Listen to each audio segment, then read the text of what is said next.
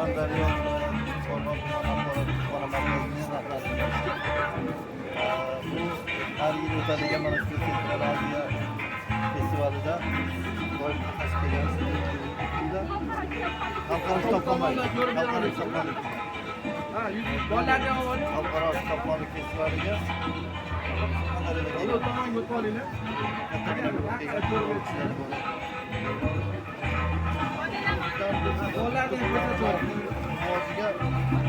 qanday hissa qo'shiladi?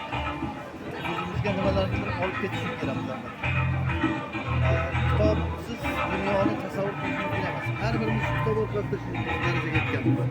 Shuning uchun bitta mana shunday festivалlarimiz xalqaro yarmarka. Avvalo rahbariyatga, prezidentimizga tashkil qilamiz. Devletda milliy kutubxona rahbarlariga, Davudjon Xatjoyevga mana shu odamlar tashkil qildi. Mana 5-yil o'tyapti. Viloyatimizda masalan rahbarimiz boshchiligida bunday taklif kelgan. Bunda biz juda ko'p narsani o'rgansak bo'ladi.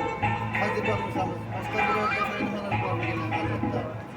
Bu Farg'onadan biz o'rganib ketganlik kelgan to'g'riroq. Haqiqatan ko'p ish qilingan.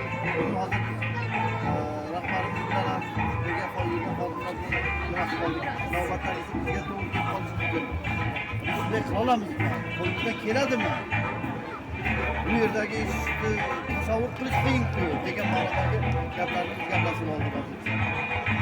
Mana 4 yil davomida biz sizlarga mehmonmiz. Shu avvalo shu Farg'ona viloyati axborot kutubxona markazi rahbariyatiga, hokimiyatiga albatta buni tashkil qilish milliy kutubxona yoki axborot kutubxona markazining qo'lga kelishi qiyinroq. Tuman hokimligi, viloyat hokimligi albatta bu yerda katta hissa qo'shgan. Shularga katta rahmat aytaman. Habibulloh Hoji rahmat